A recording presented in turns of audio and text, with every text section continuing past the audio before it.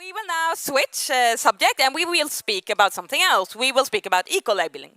And so the Nordic Swan Ecolabel has influenced and helped companies and consumers for 35 years. I'm sure many of you are familiar with Swan or the Nordic Swan Ecolabel. And it's one of the world's toughest eco-labels. And now we will hear on how this label has worked as a tool for the green transition. And I will not moderate this session, but I have someone else that will be doing that. So I'm going to hand over to Anna Linusson, who is the CEO of Eco-Labeling Sweden. Take it away. And I give her a warm round. And remember this. Yes, hello everybody, and it's so nice to be here and so nice to see you all. As you might have heard, my role is to be CEO of the Swedish company that take care of the Nordic Swan Ecolabel. There's one organization in every Nordic country, and we cooperate a lot, which you will soon see. And we've heard so much about consumers and how important it is what we consume, and that a lot of our ecological footprint comes from consuming a lot of different things. And our mission is to make it easy for consumers to do the right choices, but also to make it easy for the companies that actually try to be in the front to communicate what they're doing in a trustworthy way. How many of you know the Nordic Swan? Raise a hand. Yes. I'm not surprised, your representative, 97% in the Nordic know the Nordic Swan Ecolabel. And how many of you are actually, and be honest now, how many of you look for the Nordic Swan Ecolabel when you shop? Well, you are a very good audience. I can see that. Yes, we were founded by the Nordic Council of Ministers in 1989. And this means that we have been influencing, developing, and supporting a greener consumption and production for 35 years. And today we are one of the world's toughest eco-labels. The reason that we are here today is that for the past 4 years, we have been part of an exciting program initiated and funded by the Nordic Council of Ministers, the Sustainable Living, a program that is aimed at simplifying climate-friendly living in the Nordic countries and to provide concrete guidelines and tools and inspire behavioral changes. And all this with the objective of contributing to the Nordic Council of Ministers' vision. The Nordic region shall become the most sustainable region in the world. Whoa! They have high goals, and we try the best we can to contribute to them. But speaking of sustainability, we all know that we are facing enormous challenges.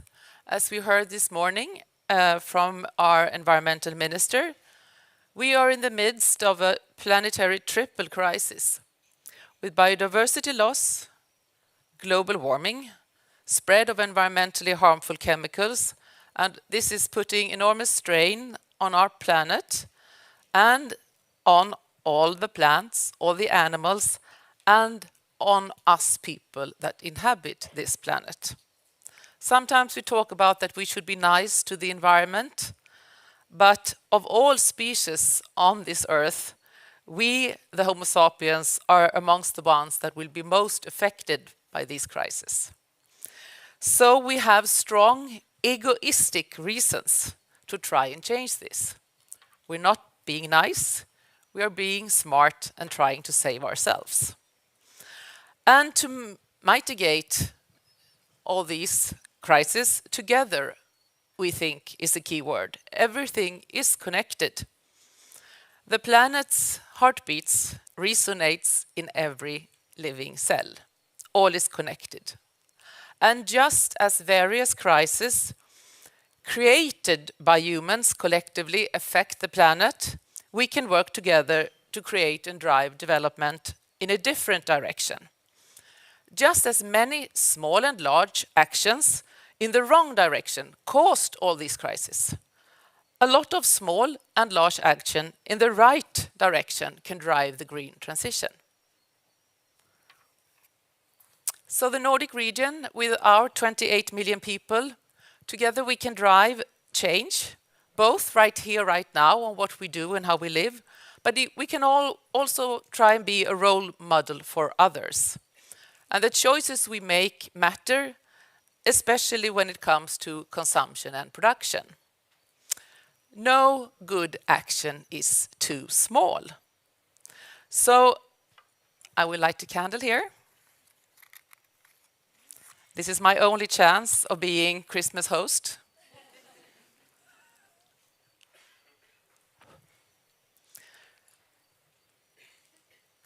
If you chose a candle labeled with the Nordic Swan Ecolabel, you reduce the climate impact with 60% compared to if you had a paraffin candle. This is a very small action.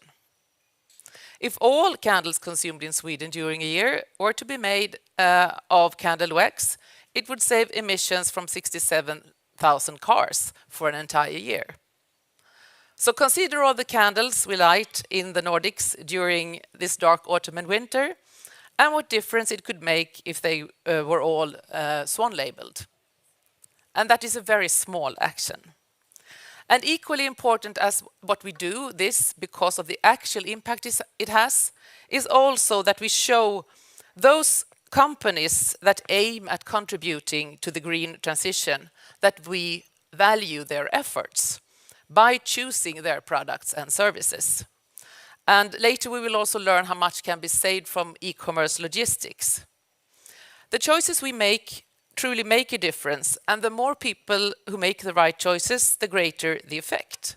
And with 28 million people united in driving change, we can lead the way and set an example. And our action can have a snowball effect, and that is very good for the Nordic to have a snowball effect as well. So now I will invite on stage Karen Dahl Jensen, and you are the... We sit over here. Yeah, let's do that. I'll bring the candle.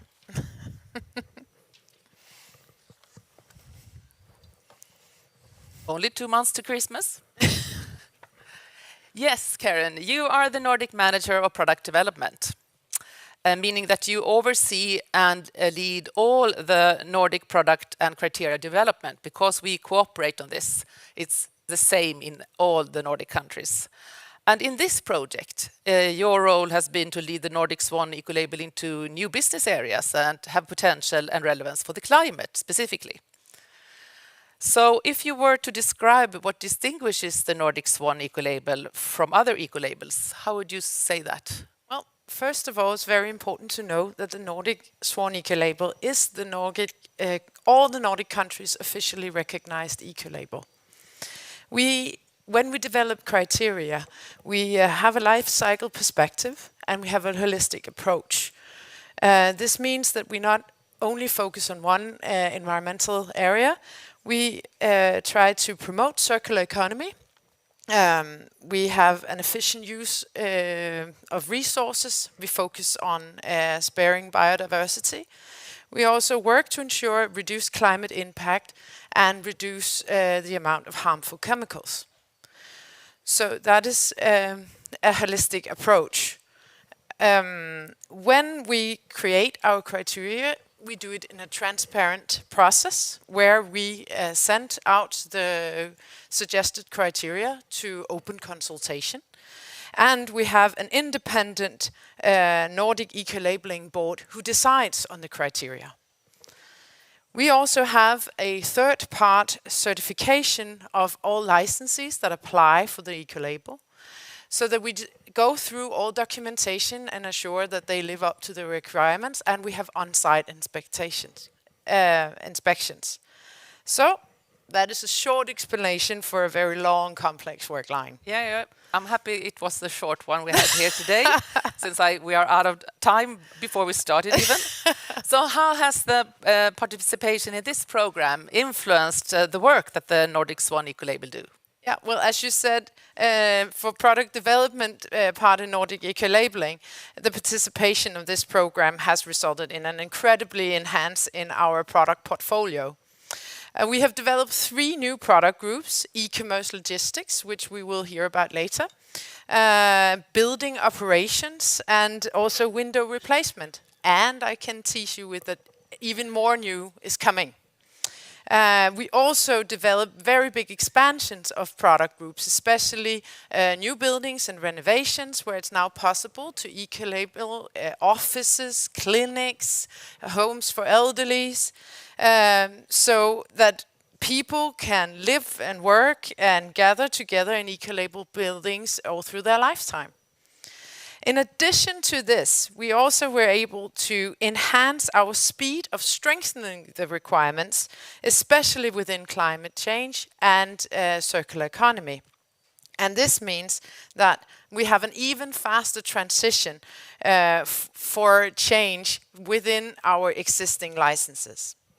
Yeah, thank you. So, and I think we talk a lot about how you can make the right choice when you consume, but what is the Nordic Swan Ecolabel's best advice for everyday life with if you want to live with less environmental impact? Well, you must remember that the purchase with the lowest environmental impact is the purchase that you never do. So,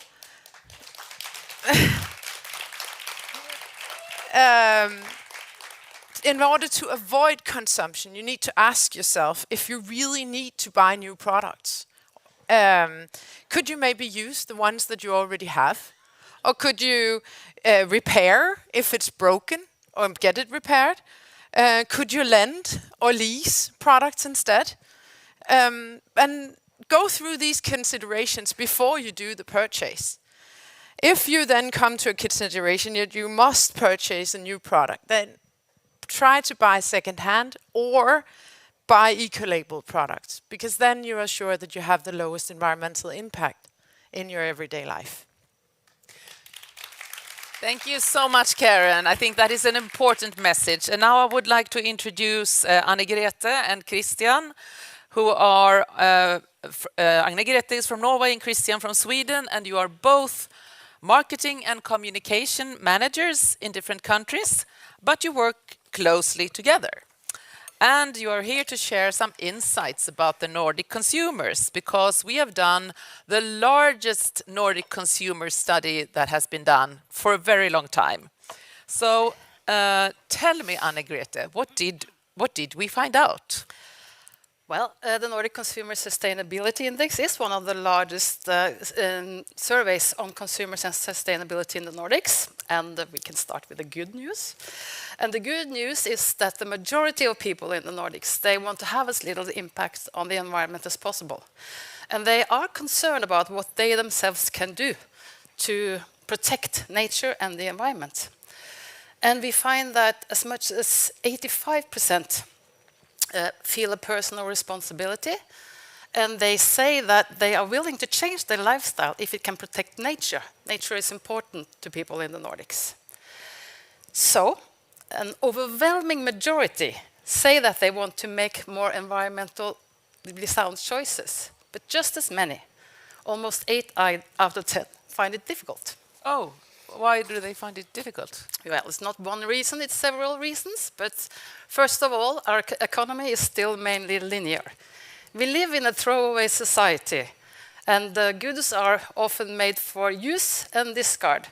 And if it can be repaired, it's often very little can be repaired. But if it can be repaired, it's often more costly than buying a new item.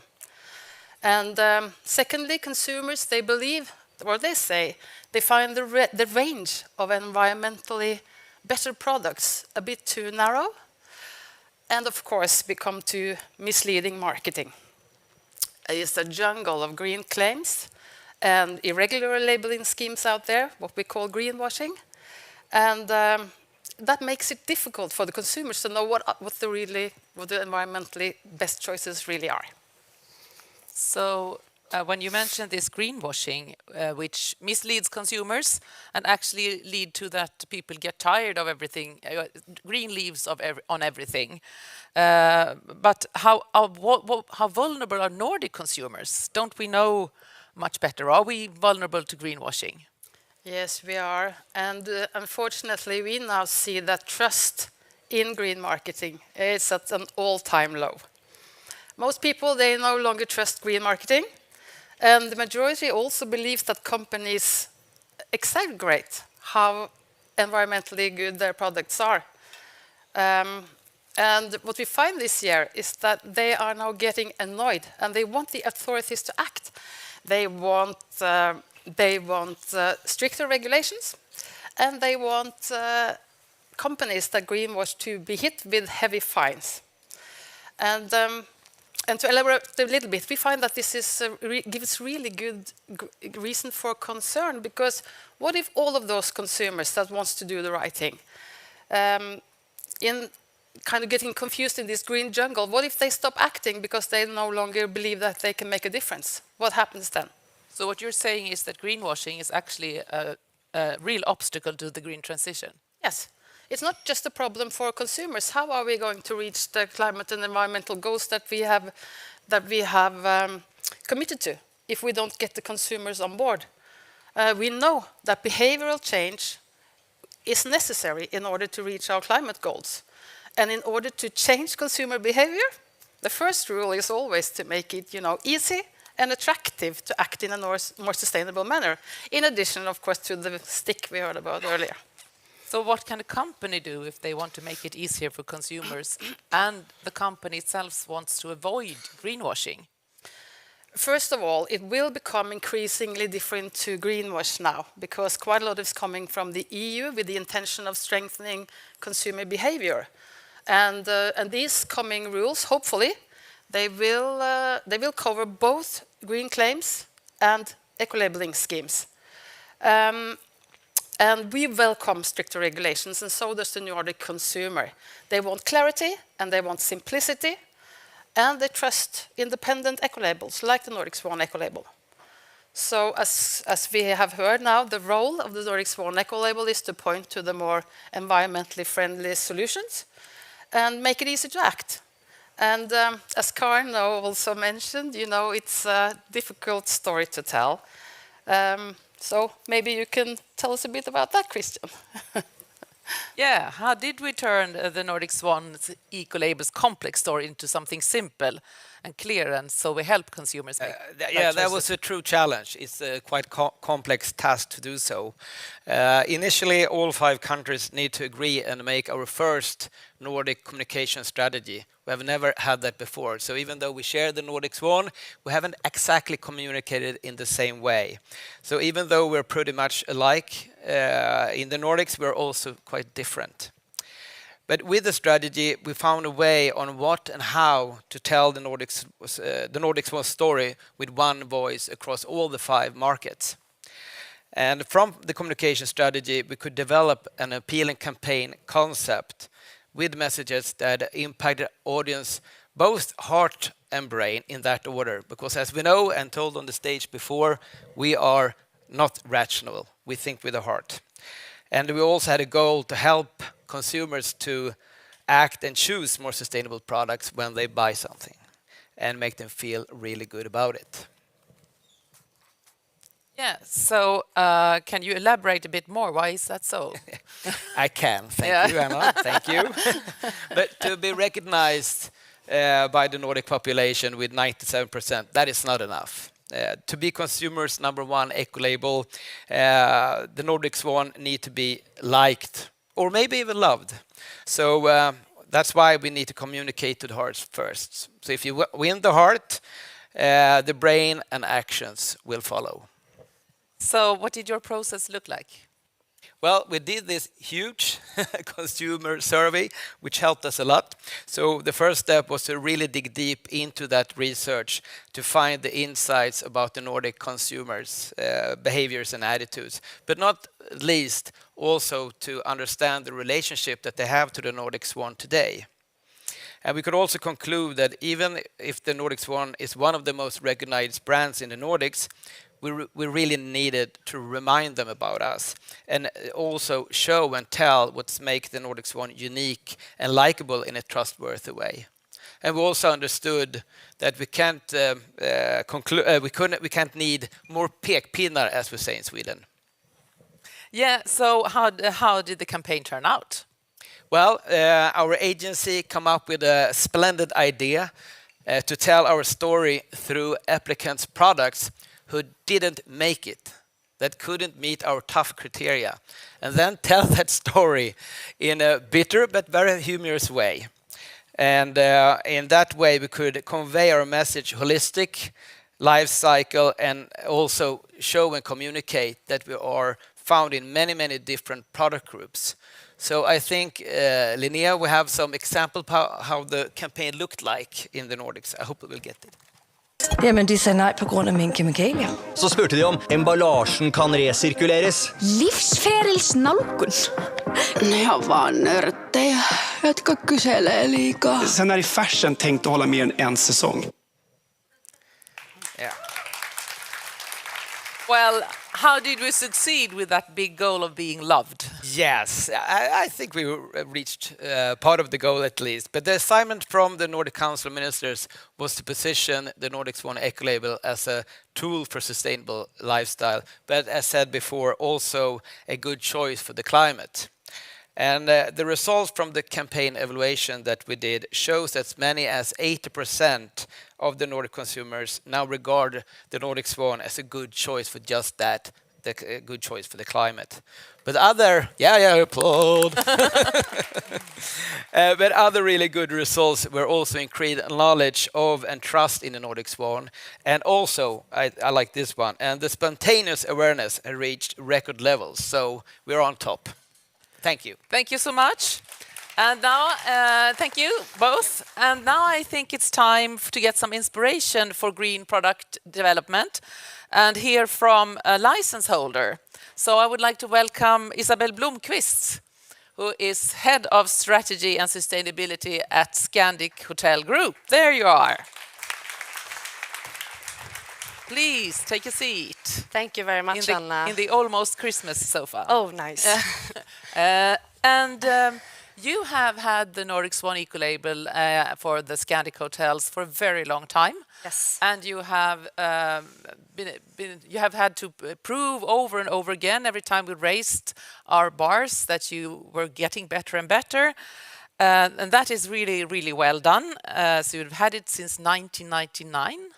That's a long time. 25 years. But tell me, Isabel, why is eco-labeling important to Scandic? I think eco-labeling in general is important for many reasons. First of all, we want to be able to guide our guests in making good environmental choices. I think we talked a lot about that already. But it also helps us to structure our sustainability work, which is very helpful. And the Nordic Swan in particular, we have chosen because as far as we have been able to see, it has the toughest third-party validation in the industry. And I think Karen described a little bit about that before. But it also not only requires us to set goals and work towards those within different areas such as water and energy and waste, it also sets absolute boundary conditions that defines what's considered good and what's bad within different areas of sustainability. And that I think is very helpful. That's really nice to hear. I would say that is what we aim at doing. But do the customers care? Has this strengthened the Scandic brand? Yes, I would say being associated with a trusted eco-label, of course, strengthens the Scandic brand, and especially in the Nordics, where the brand awareness is really high. I think you mentioned 97% in the Nordics. But it also brings value in other ways and to other stakeholders. We have our corporate customers, for example, and in the contracting that we do with them, being Swan labeled is often sufficient to satisfy many of their requirements when it comes to environmental sustainability. But also towards other stakeholders, such as our owners, increasing the resource efficiency in our operations, I think makes us more attractive as an investment as well. So it's not just a badge. It definitely brings value and builds a more responsible Scandic brand towards all stakeholders. That's great. And how have you involved the organization in your sustainability work and to get this certification? Yeah, good question. So first of all, Scandic is a very values-driven company, and we work a lot with our values. And two of our core values are being caring towards people and the planet, and to be bold and challenge ourselves to do things differently. And I think both those values are important when it comes to sustainability. And then we are the biggest hotel chain in the Nordics. We're on a growth journey. We're evaluating new hotels every day. And I think with that comes a great power and also responsibility. And that responsibility we try to take seriously. And to succeed with this, I think the engagement of our team members, we have 19,000 team members. That's a lot. Yes, and that's absolutely crucial. It's hard to describe, but it's part of our DNA, I would say. It's part of a long legacy. And it's because of their commitment that we continue to develop within this area. Because change is not created from an office. I think we all know that. Yeah. It's created from hard work of many people. So that's important. Yeah.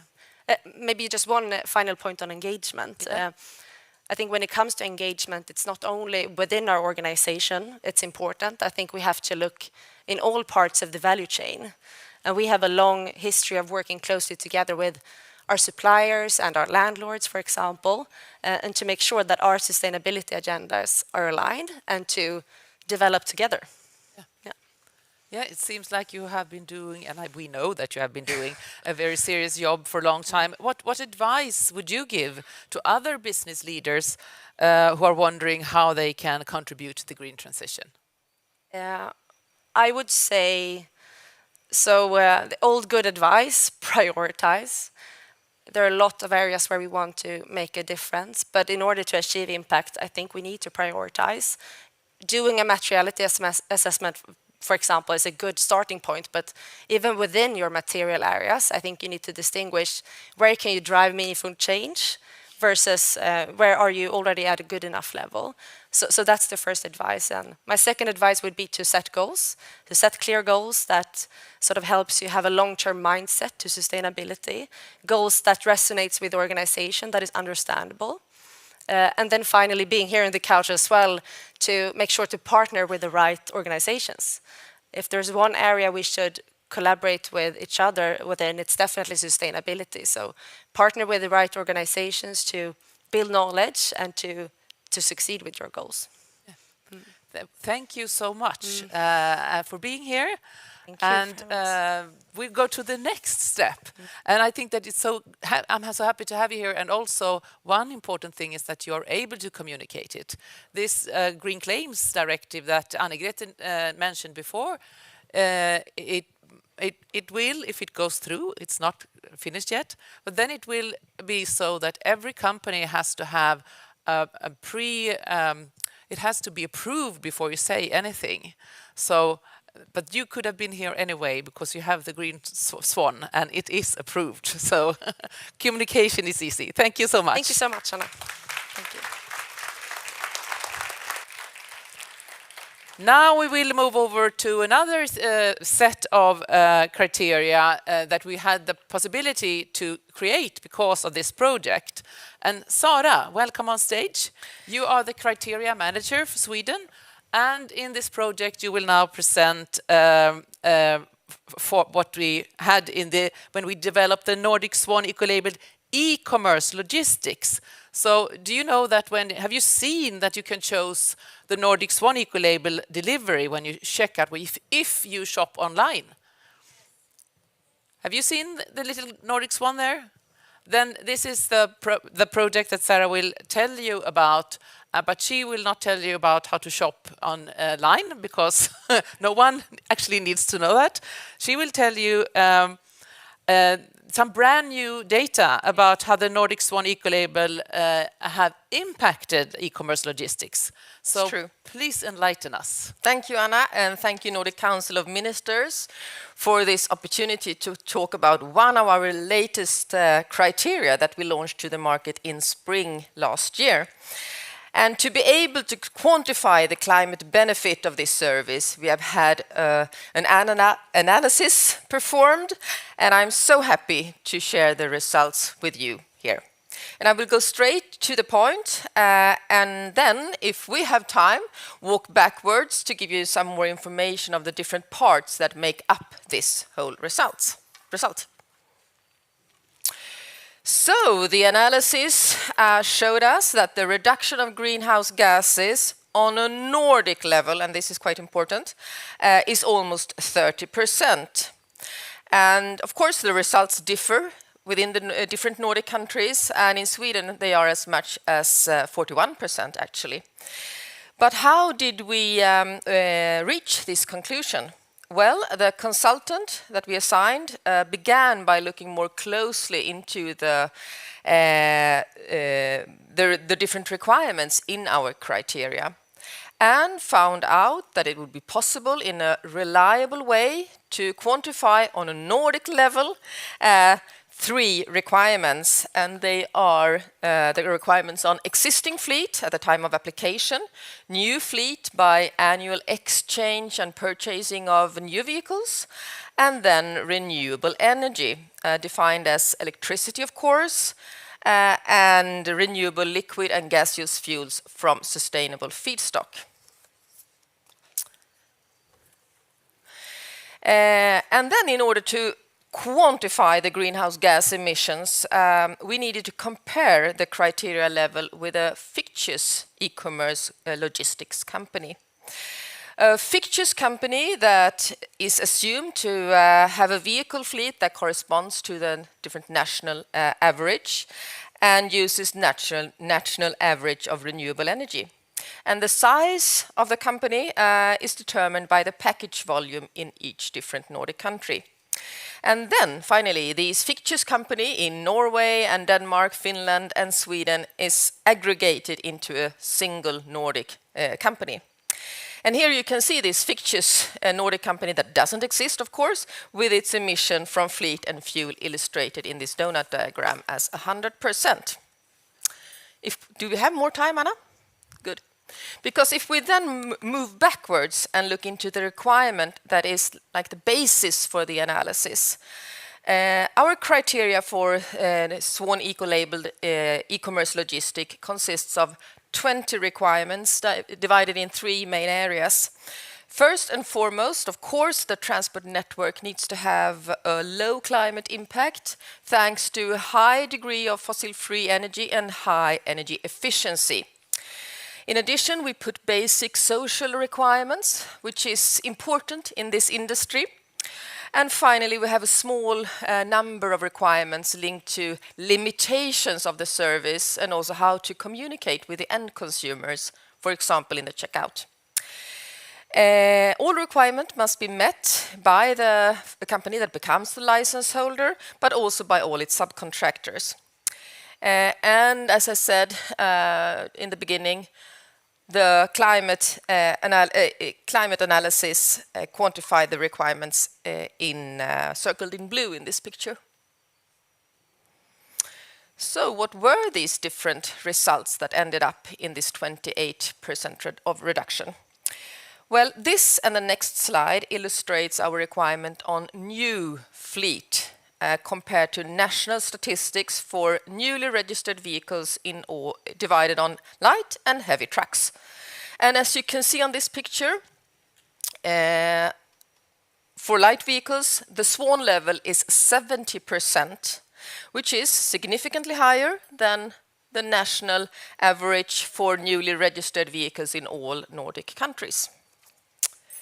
For heavy vehicles, the requirement level is 20%, which is also higher than the national average for all Nordic countries. For Finland, as you can see, the gap is the largest, where only 4% of the new registered vehicles would meet our requirement as of today. And I would like to stress that this requirement is important because it speeds up the technology shift and the introduction of more sustainable vehicles, electric vehicles and vehicles run on biogas. And knowing that, we can conclude that our requirements on both existing but also new fleet are ambitious. Yes, thank you, Sarah. I think actually this is worth a round of applause because this Thank you. This is real action, but how sure can you be? Do I have one more minute to finish? Okay, thank you. Because the analysis, as you know, also included renewable fuels. And as you can see on this slide, which shows the Swedish numbers, the share of renewable energy in the Swedish transport sector was 29 last year. In our criteria, the share of renewable energy must amount to as much as 75%, which is a significantly higher level. So in order to become a license holder, you really have to invest in electrification, biogas, and switch to renewable fuels like HVO, which allows us to communicate that we are a strong driving force for fossil-free transportation. Yes, and these are kind of some hypothetical reasoning in this study, yes, but course. how sure are you that we will be a real effect of as much as 30% climate reduction emissions? Well, it's hard to be, of course, 100% sure, but I'm quite sure, partly because the analysis is made cautious in its assumptions. And as you could see on one of the slides, we have also other requirements that contributes to less climate effect, such as energy efficiency, eco-driving, and route optimization, but those were not included in the analysis. Okay. But also due to a lot of discussions and dialogue that we have had with different companies within this sector from all Nordic countries. So it seems we can be quite certain that it will have this effect. That's perfect. Thank you so much, Sarah, for clarifying this for us. Thank you. And now we have, for the next round, someone who represents a company that actually made these criteria. So Peter Gisel Ekdahl, the CEO of PostNord Sweden, welcome on stage. Maybe you want to sit here? Yes, in the Christmas sofa. And yes, your company was actually the first company to be granted a license from the Nordic Swan Ecolabel for e-commerce logistics. And recently you have been joined by another big player, Bring Sweden. And now we have just learned this in the analysis that Swan Ecolabeled e-commerce services has almost 30% less impact on the climate. What are your thoughts and reactions to this study? First of all, I mean, it's great, and we need to follow, and I want, of course, us and others to join. So not just Bring and all the other actors to join as well. But what is really great about the Nordic Swan is that you push the licensees to actually improve our climate performance. So it's very much thanks to you driving us. And if we look at PostNord, for instance, thanks to our transition strategy, we are very well positioned to reach beyond the 75% of renewable energy that you demand for 2025, the ones that Sarah just mentioned. Wow. But if I look now, when it comes to this year, we are well positioned, so I actually think we will deliver already this year.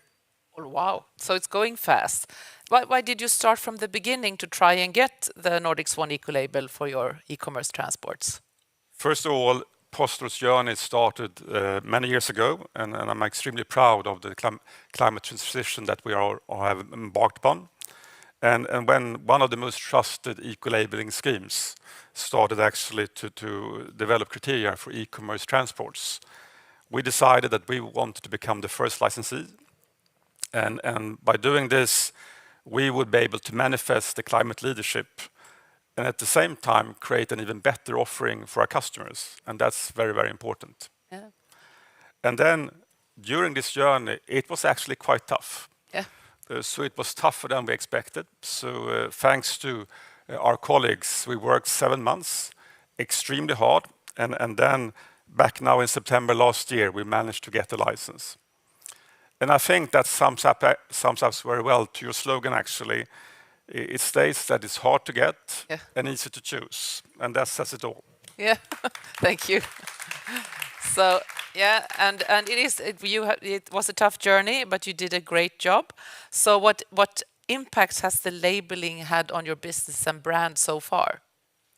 I would like to divide my answer into two. first the internal impact and then as well going back to the external impact. But when it comes to the internal impact, it actually sums up and gives a quality stamp on all the hard effort that all our colleagues are doing every day. And it's also sort of giving a stamp on all the investments we're doing into our fleet. And that creates pride within the organization. And pride is important in order for us to continue to develop. So that's very, very important. And then when it comes to our sales force, when we are meeting the customers and as well the consumers, we're able to actually give an additional tool in our portfolio. So when it comes to our external impact, when it comes to our e-commerce customers, the end consumers, they are able to actually get this label both when they get it from an agent or from a parcel locker, or even when it comes to a home delivery, they will get the quality stamp. And all this is actually thanks to our really strong machinery, everyone working with transportation internally, and as well thanks to our subcontractors. So it's all about teamwork. Oh yeah, that's great. Have you seen anything? Do the customers choose the checkout? I mean, today we have more than 400 customers with a Nordic Swan visible in the checkout. Yeah. And of course, we are working constantly in order to get more customers to show the Nordic Swan in the checkouts. That's extremely important. And of course, we want all the end consumers, us, making these choices when in the checkouts. And of course, that's driving a behavior, that's driving sales as well. And if you take some of our biggest customers like Kronans Apotek, Selbes, Clas Ohlson, NetOnNet, they are showing the Nordic Swan in the checkout. Yeah. Do you know if it makes a difference for people's choices? I'm asking you a question that you might not know the answer to. The answer is I don't know. Yeah. And actually, in the end, actually, it starts with us. Yeah. We, as the ones buying, once we are allowed to buy, we are making the choices, and we need to make more active choices. Today, we are not making enough active choices. Yeah, that's true. What advice would you give to other business leaders who are wondering how to contribute to the green transition? To link a little bit to what Scandic presented before, I mean, first of all, you need to prioritize. But I think sort of one thing that is important, do not delay. I mean, you need to start to act, and you need to act fast. And we are now at a truly turning point. There will be a fierce fight for scarce resources, and one that can transition smoothly into the low carbon economy will clearly become the winners in the future. But transition is very complex and costly, and you need to survive through this transition. The transition is not cheap. And therefore, I think the key for all the companies to succeed is actually to work with coalitions and collaboration. And that means you need to collaborate with your customers, you need to collaborate with your suppliers, but as well, you need to collaborate internally within your own organization. So collaboration and coalitions is really key for success. But do you need to collaborate with your competitors as well, you think? No, maybe not. That's taking it I was too actually far. going to answer that later on. But I think sort of in collaborations, you need to collaborate with all the stakeholders. Yeah. So you need to collaborate with competitors as well. Yeah. Do you think that the Nordic companies in the transport sector can be a role model for EU and for the rest of the world? Yes, for sure. And then sort of leaning back to the previous answers, you need to build on coalitions and collaborations. That's really key. And then as well, as you asked before, even with competitors, because we need to create a network, and one company will not fix it. So we need to the industries needs to collaborate. And then if we come back to PostNord is doing to lead this transition and to become an example, first of all, the things that we are doing, we're investing heavily in having a fossil-free fleet of vehicles, and that will be followed by emission-free vehicles. Powered by green electricity is really key. We call our transition program Green by PostNord, and that's something that we are doing, and that will create an example for the rest of the industry. And then as well, we need also to show how important public and private partnerships are. And here again, collaborations, and that will also accelerate the progress in this field. And then clearly when it comes to infrastructure, we need to collaborate privately and publicly. And then, of course, social sustainability is also important and in this transition. So we need to ensure in our industry that drivers of all nationalities will have a safe and healthy working place. And they need as well to have the correct living wages. And PostNord, we are involved in what's called the Responsible Trucking Initiative. Where implementing the truck transport social guidelines at our terminals is crucial. So this is very important. And then this is sort of an ask for me to the rest of the industry. I want more competitors, more players in the e-commerce field to join bringing ourselves to actually get the license from you. Yeah. That's very, very important because that will create a playing ground for us as buyers when we are the end consumers, when we are in the checkouts. If more players are sort of licensees, that will drive behavior, and that's so important. Yeah, for sure. And also when you think about the Nordic countries, we talk about ourselves as not being so big, but when it comes to area, we are big countries. Yep. And if we can make transportations so much better, then surely a lot of countries in EU could also be much better. Agree in full. And we have a saying within PostNord, we don't say if, we say when. Yeah, sure. So what do you need from Nordic politicians to make the Nordic region this role model for the rest of the world for e-commerce transport? You say you want it, but what do you need? What is your challenge to the politicians? First of all, it's about coalitions and collaborations. Of course, we need to collaborate with the politicians. And we as sort of in the industry, we have the responsibility to show the politicians what kind of needs exists in order to facilitate their decision making. So we have a role to play. We need to help them to take the right decisions. But then, of course, the politicians, they need to understand that developing the infrastructure is key. And that will need support from the politicians because we need them to help us with investments in infrastructure. And that was exactly what Romina said in the beginning of the day, that we need to improve infrastructure. So she already knows it. Good, that's good news. And when it comes to the energy sector and as well to the transport sector, we are so incredibly interlinked. We are so close. And in order to have a truly emission-free or to have a fleet of truly emission-free vehicles, you need to have the charging infrastructures. And there, the politicians, they play a very important role in this play. And then finally, by showing that curbing our carbon emissions and transitioning to clean green transport goes hand in hand with business success, we will become an example to follow, both in the Nordic region and in Europe and in the world as well. So our work is so important. Yes, it is. And thank you so much. We will end there. And congratulations to being the first to have this license. Thanks. Once again. Yes, and this have been a few examples of what we have been able to achieve thanks to the Nordic Council of Ministers. And I just want to say these are few examples of how many small and big actions can actually sum up to make a difference. You don't think about that when you buy something on the internet, but it's important what e-commerce transport you choose, for instance. And as we can see today, the Nordic Council of Ministers is a powerful tool and force into shaping the transforming of our collective future. And we want to say thank you for the past 4 years. We had not been able to develop these criteria groups without the Nordic Council of Ministers. So we look forward to more collaboration the years ahead. And thank you all for your patience. I know we have been in this room for a very long time with very little exercise.